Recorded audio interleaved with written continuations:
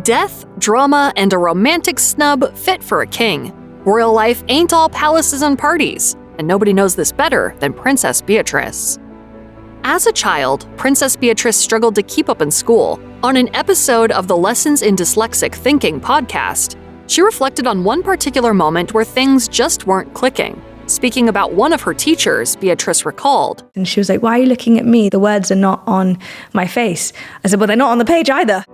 At 7 years old, the young royal was diagnosed with dyslexia, and it seems that her diagnosis changed her school experience for the better. In an interview with Hello magazine, she said, "I think it was quite an empowering thing actually, between the age of 7 and 11, really figuring out what you could and couldn't do." She also noted that her teachers were supportive and made helpful accommodations, adding, "I'm very lucky that I had some fantastic teachers." As an adult, Beatrice continues to use her platform to spread awareness about dyslexia and talk about common misconceptions about the condition. During a speech for the Helen R. Kell Dyslexia Charity, she once said, "Dyslexia is not a pigeonhole to say you can't do anything. It is an opportunity and a possibility to learn differently. Dyslexics have magical brains, they just process differently." Princess Beatrice was only 8 years old when her parents divorced in 1996. Prince Andrew and Sarah Ferguson, Duchess of York, first went their separate ways in 1992. In an interview with Harper's Bazaar, Sarah suggested that their marital troubles began when Beatrice was born, and Andrew was away on military duty. She recalled, "I spent my entire first pregnancy alone. When Beatrice was born, Andrew got 10 days of shore leave." In the wake of the divorce, Beatrice found herself towing the line between being a regular person and a member of the royal family. When she was with her mother, Beatrice could let her inner wild child run free, but once she was back at the palace, she had to remember to behave like a princess. Royal author Tom Quinn once told The Express that Beatrice and her sister had to navigate a split world.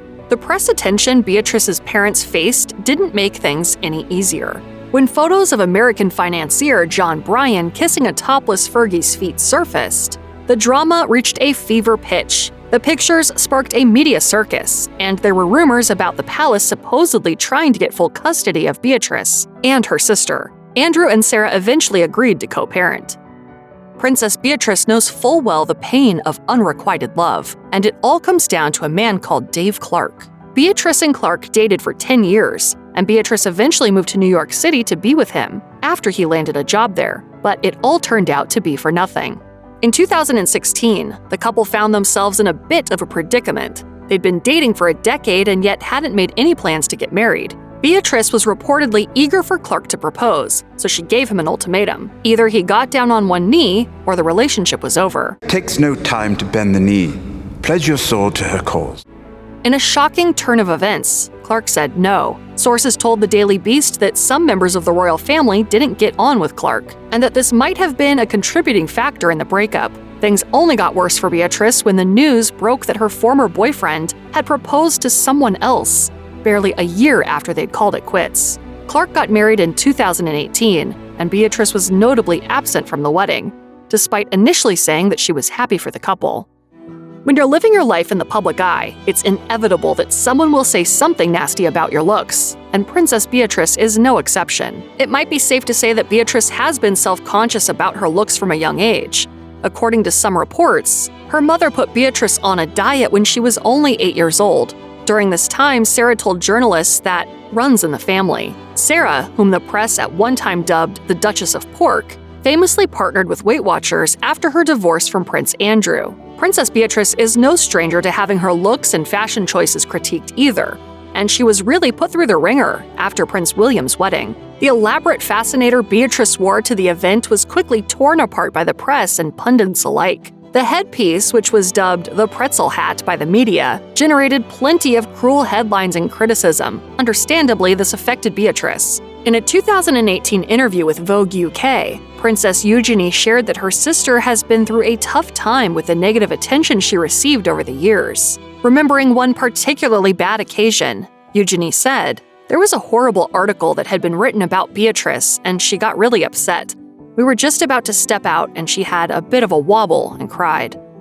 Princess Beatrice and Prince Philip were understandably quite close. And so, when the Duke of Edinburgh died in 2021, Beatrice was heartbroken. During Philip's service of Thanksgiving, Beatrice was left in tears when her father, Prince Andrew, walked Queen Elizabeth II to her seat. Beatrice was seen trying to hide her face from cameras with her order of service sheet as she rummaged for a tissue in her bag. In the 2016 ITV documentary Our Queen at 90, Beatrice spoke fondly of Philip. She said, I'm very lucky that there are lots of moments where I've been able to share some quite magical times with my grandfather. Beatrice's love for Philip was evident when she married Edoardo Mapelli Mazzi in a secret ceremony right in the middle of lockdown. Philip was one of the few people who made the small guest list. The event took place a mere 9 months before his death. Prince Harry's royal rift has had quite the impact on Princess Beatrice. Beatrice and her sister, Princess Eugenie, have remained close with the estranged prince, and apparently the rest of the royal family isn't too pleased with the cousins' dynamic.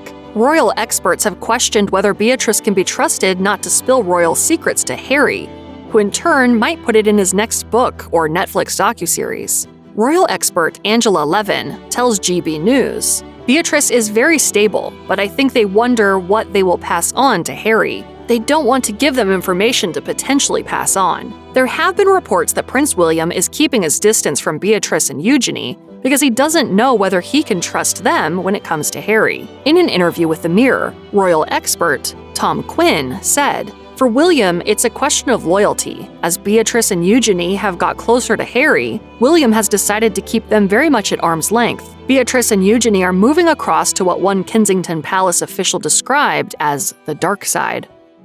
According to insiders, the scandal surrounding Prince Andrew's sexual assault allegations and friendship with Jeffrey Epstein put Princess Beatrice and Princess Eugenie through a special kind of hell. Evidently, the sisters were shocked and angry over the allegations.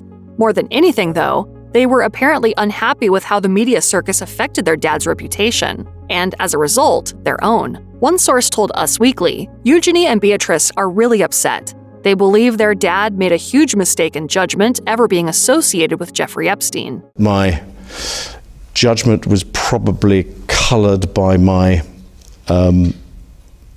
tendency to be too honorable.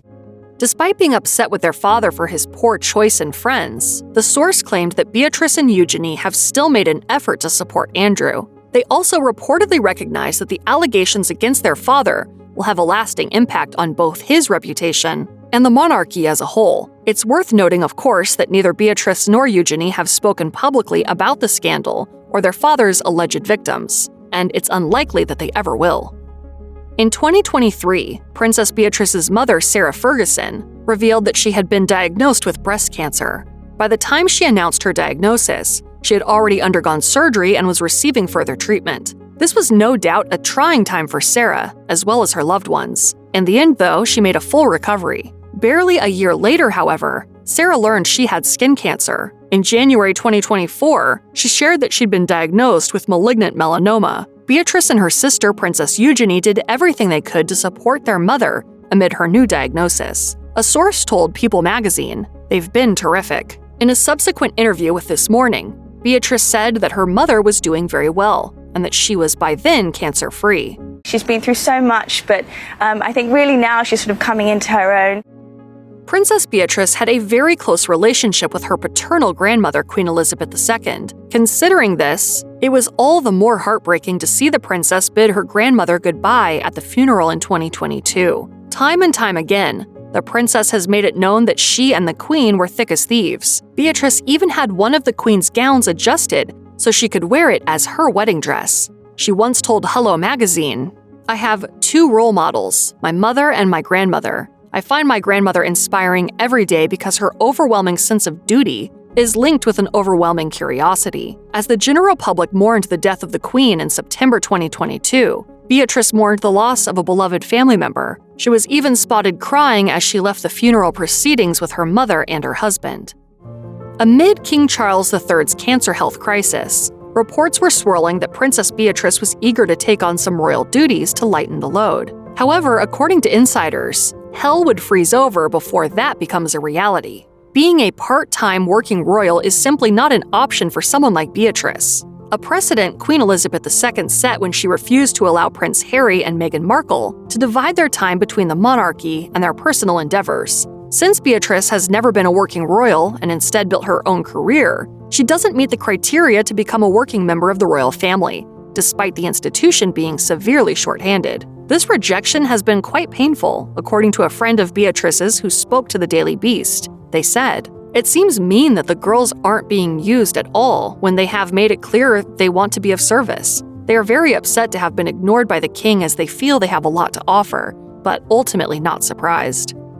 Like many other members of the royal family, Princess Beatrice is a patron of various charity organizations. One of these organizations was Grace's Place, which provided free care to terminally sick children. Beatrice helped raise funds for the organization and had the honor of opening its new building.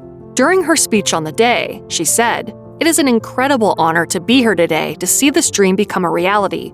With all of your support, I know this place can really be the pinnacle of childcare. It's a huge honor to be here today." The center provided care 3 days a week and every other Saturday. Unfortunately, despite all the funds that were raised and Beatrice's contribution, the hospice began to find it difficult to make ends meet. In 2019, the organization announced its closure in a statement posted on X, formerly Twitter. It explained that it had needed £1.2 million annually and simply couldn't find that amount of money. During its short time in operation, Grace's Place helped over 50 children in West Yorkshire, and media outlets speculated that Beatrice was likely heartbroken that the center could no longer afford to provide that care. If you or anyone you know may be the victim of sexual abuse, please contact the Rape, Abuse, and Incest National Network website or RAIN's National Helpline at 1-800-656-HOPE 4673.